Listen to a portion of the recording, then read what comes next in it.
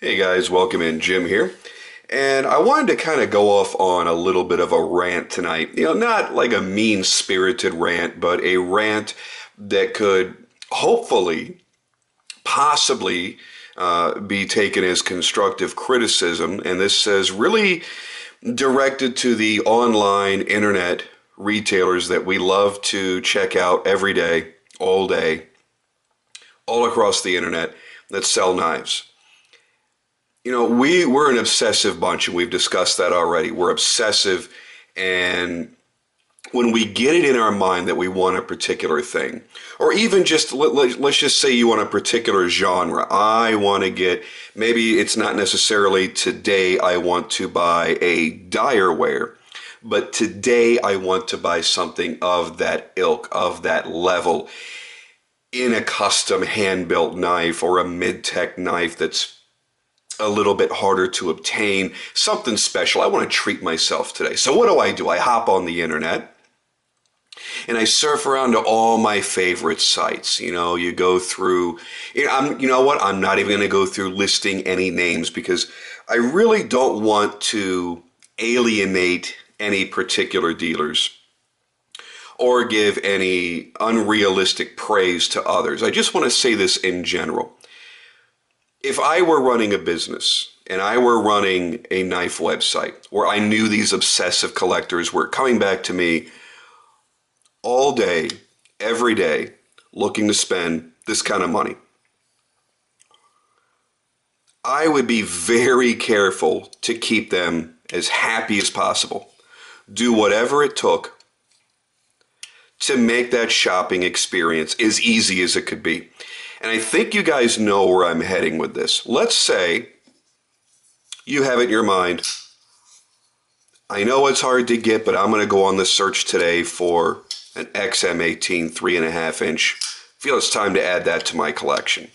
So you do one of two things. You either go directly to websites that you know that would carry such a knife, or you use Google or Bing or whatever the hell else you use. And you start getting all these hits. Boom, boom, boom. You're like, oh, shit. Look at all these websites that have this thing. You click over to website A. There's the listing of all their knives. You're like, oh, my God, I've hit the freaking mother lode. And you click on that first knife, and you've got PayPal open in the other window, making sure you got the amount of money. And that's a secondary rant, by the way. Or you got your credit card in your hand. You're like, hell yeah, fucking score. And what happens? Item not in stock. Really? Are you shitting me? Okay.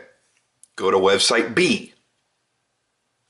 Hell yeah, there it is. There's the one I want. Yeah. Item not in stock.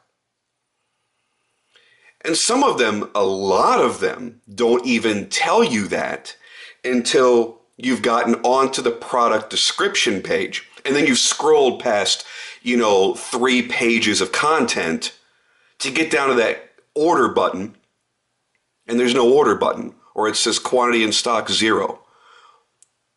And you're thinking to yourself, holy shit, why would you show a picture of it? Why would it show up in a live inventory if you don't have it? That is probably the most frustrating thing in the world for a hardcore knife addict like myself. When I was searching for my bodega, I can't even tell you how many websites showed that they had it, or had pictures up, had descriptions up, told you everything about it. And then when you go to buy it, oops, no, just kidding. Just kidding. You're ripping my heart out of my chest, man. I'm a hardcore obsessed dude. And you pulled the rug out from under me. I feel like Charlie Brown. I go to kick that football and you bastard, you pull it out from underneath my foot. No, I get it. I get it in some cases because you want to archive, you want to show the badass knives that you've had the ability to stock and to sell to other happy customers. And it's worth bragging about. When we get a knife like this on your site, You want people to know I've had direware before. That means I have the possibility of having direware again. So please do check back with me and buy one from me when I do. So you know what? Why not just do that? And there are a couple of dealers that do that. They have one link for for knives in stock, and another column for sold knives, archives, whatever. Do it that way, please. It makes life so much easier for the obsessed collector. And you know what? I'm not even so mad about the Google searches and whatnot, because you know what? Those can't always be up to date. It can't always reflect a live inventory. I get that. I know that. But when I go directly to your website and I click on whatever you name it, available knives or current inventory or new in stock, when I click that link, it should be nothing but the stuff you have available for sale that's ready to be gobbled up by me, the hungry collector. Doesn't that sound simpler? Doesn't it sound nicer to have happy customers that don't have to wade? And there's one website, and I won't mention their name, of course, that, I mean, you have to wade through, and I'm not bullshitting, hundreds of knives that are not in stock to find the 3 that are. I mean, I'm telling you right now, this website, you go to it, there are at least 200 listings for knives. And after scrolling through and kind of just checking them off, opening up in a new tab, you know how many knives they actually had in stock? 3. 3. 3. Now imagine if I would have selected their option of search by maker and clicked every single one, and it would have shown no knives by maker, no knives by maker. I would have been doing that for an hour. By the time I would have gotten to got to Brian Ty, I would have wanted to slit my wrists. And you know what? When I'm inconvenienced like that, I don't want to shop with you. I probably won't shop with you. This is not a rant about your pricing. This is not a rant about taking this $400 hinderer and selling it for $900. Hey, you're making it available, and it's up to me whether I'm going to overspend on it or not. I've certainly done it before. So if there's a buyer for it, hey, more power to you. You got a business to run. You got a family to feed. Allow me to help you feed your family. Make my shopping experience easier. Put up a nice, big, flashy, giant link that says, look at the shit we used to have that we don't have today. Let me show off to you the really cool stuff that I've sold. To give you confidence in my abilities to obtain the perfect knife for you. State it however you want, but don't put it under your available knives. It's aggravating, and it's a time-wasting effort for the consumer. Horribly, horribly done. And this is not one or two knife websites.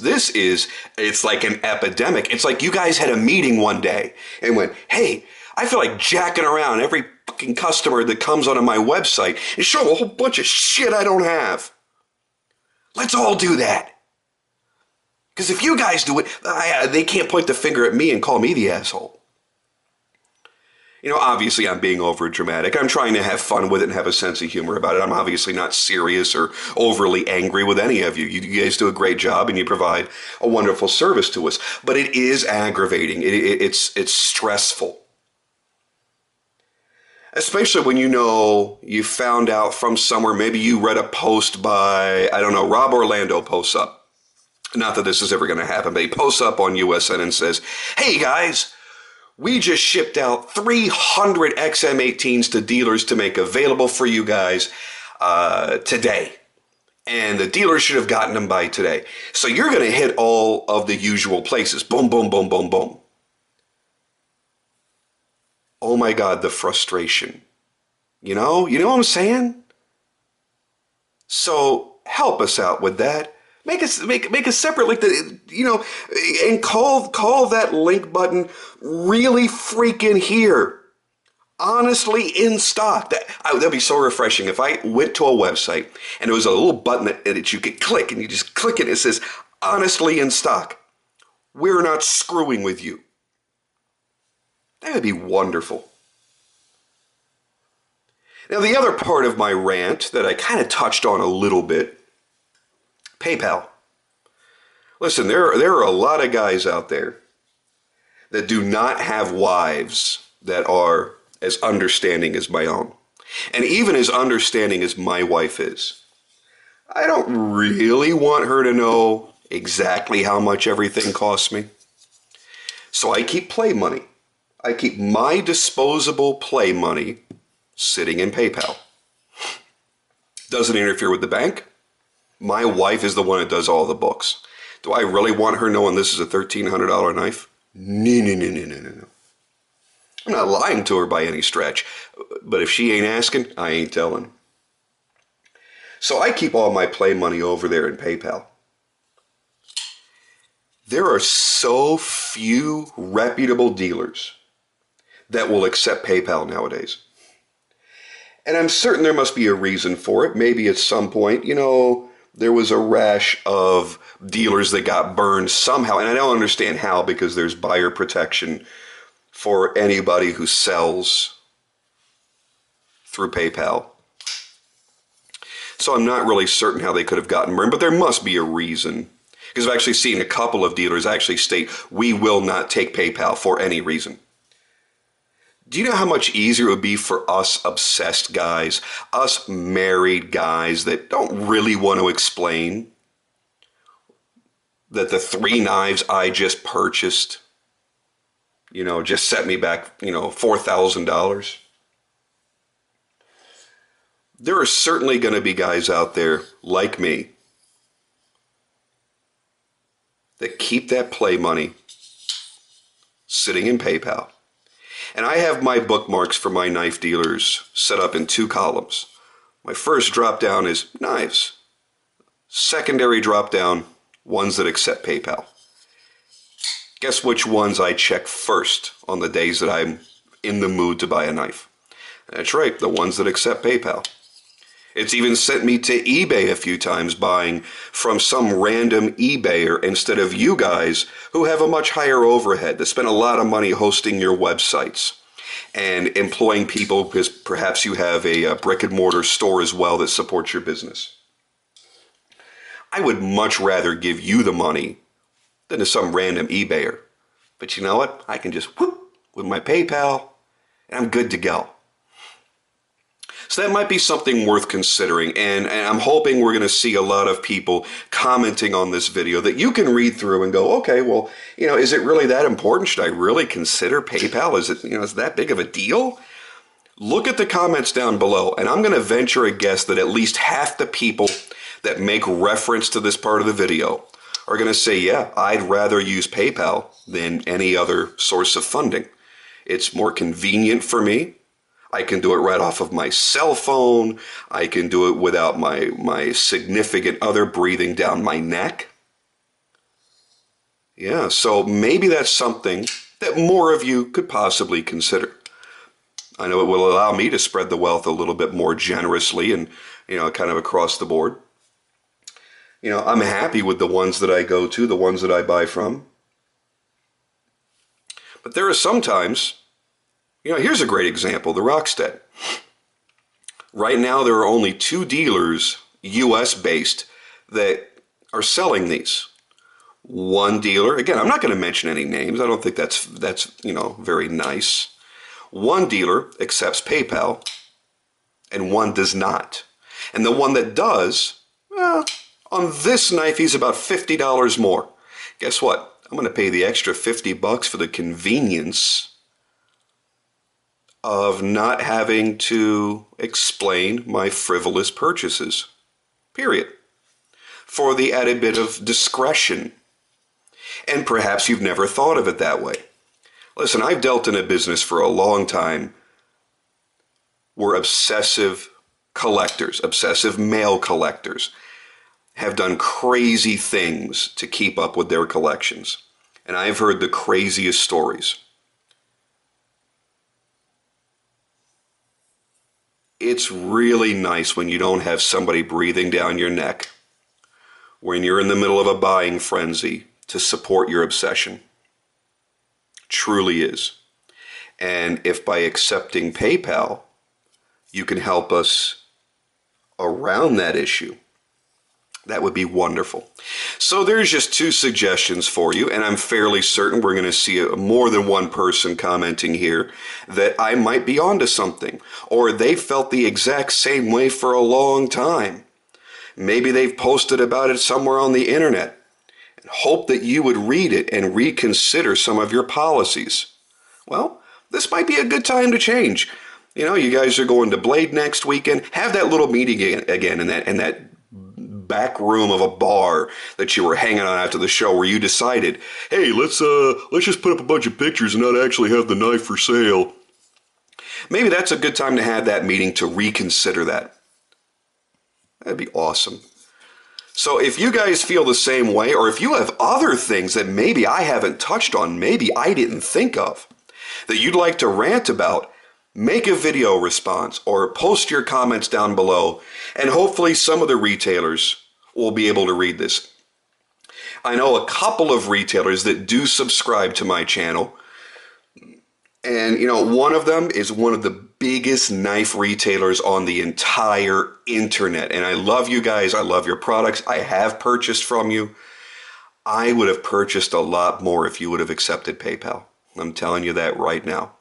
I'd love to see more guys showing proper, true reflections of their live inventory and accepting PayPal.